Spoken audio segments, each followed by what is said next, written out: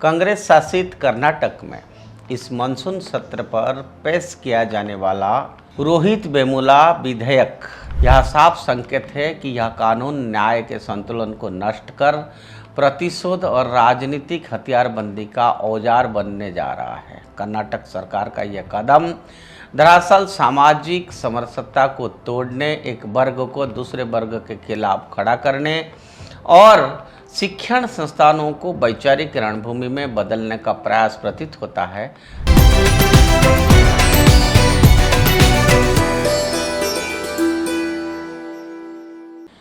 नमस्कार मित्रों, उदय भारत नेशनल में आप सबका बहुत बहुत स्वागत है। बात भारत की में आज बात करेंगे कर्नाटक की विषय पर। कांग्रेस शासित कर्नाटक में इस मानसून सत्र पर पेश किया जाने वाला रोहित वेमुला विधेयक एक ऐसा कानूनी प्रस्ताव है जो सतही तौर पर दलितों और पिछड़े वर्गों की अधिकारों की रक्षा के नाम पर लाया गया है, लेकिन इसकी गहराई में झांकने पर यह स्पष्ट होता है कि यह कानून राज्य की सामाजिक एकता, आपसी विश्वास और विधिक प्रक्रिया को ही तहस नहस कर देने वाला है।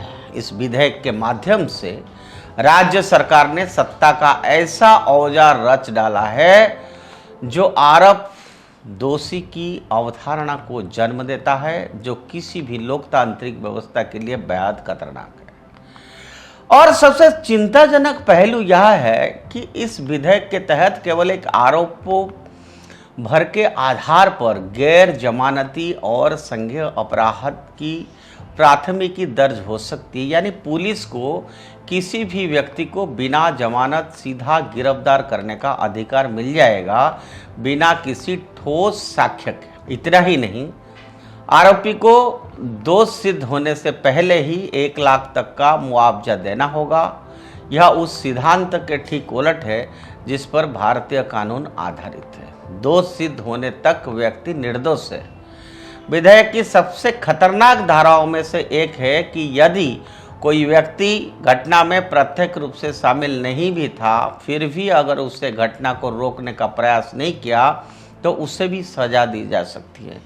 इस प्रकार की भाषा बेहद अस्पष्ट और व्यापक है, जिसका दुरुपयोग का खुला निमंत्रण देती है। ये ऐसा हुआ है कि किसी भी छात्र, शिक्षक, मित्र या सहकर्मी को केवल इसलिए जेल भेजा जा सकता है क्योंकि वो मौन दर्शक था।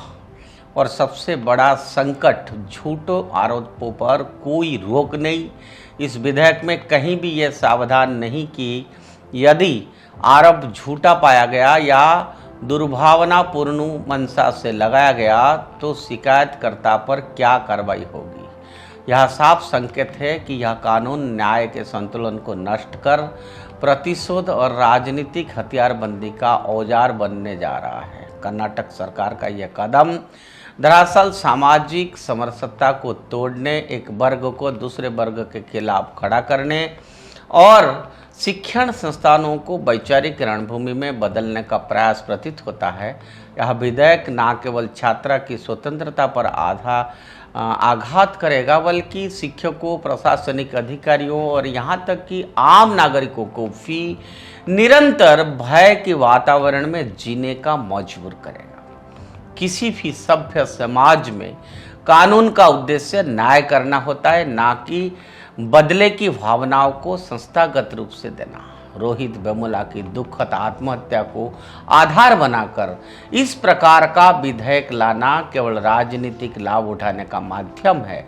यदि सरकार को वास्तव में वंचित वर्गों की चिंता है तो उसे शिक्षा, स्कॉलरशिप, मानसिक स्वास्थ्य सहायता और संस्थागत जवाबदेही पर ध्यान देना चाहिए, ना कि अंधाधुन दंडात्मक कानून बनाकर समाज में भय और असमानता फैलानी चाहिए। यह विधेयक कर्नाटक में न्याय के नाम पर न्याय की हत्या है। यह राज्य को एक ऐसे रास्ते पर ले जा सकता है जहां संवाद नहीं, सिर्फ संदेह बचेगा यदि इसे रोका नहीं गया तो इसका प्रभाव आने वाले वर्षों में न केवल कर्नाटक की सामाजिक शांति बल्कि पूरे देश की विधिक व्यवस्था पर पड़ेगा। अब समय है कि समाज के सभी वर्ग, चाहे छात्र हो, शिक्षक हो, नागरिक और बुद्धिजीवी, इस विधेयक के खतरनाक प्रावधान के खिलाफ आवाज उठाए ताकि संविधान और न्याय व्यवस्था की मूल आत्मा को बचाया जा सके। आज के लिए इतना। चैनल से हमारा जुड़े रहिए और सब्सक्राइब करिए, और इस तरह से बातें जो समाज की इंटरेस्ट में नहीं होता है, बराबर हम आपके सामने ऐसे विषयों को रखते हैं। इसलिए हम आपसे रिक्वेस्ट करते हैं कि आप लोग हमारे चैनल को सब्सक्राइब करिए, शेयर करिए। आज के लिए इतना। धन्यवाद। भारत माता की जय।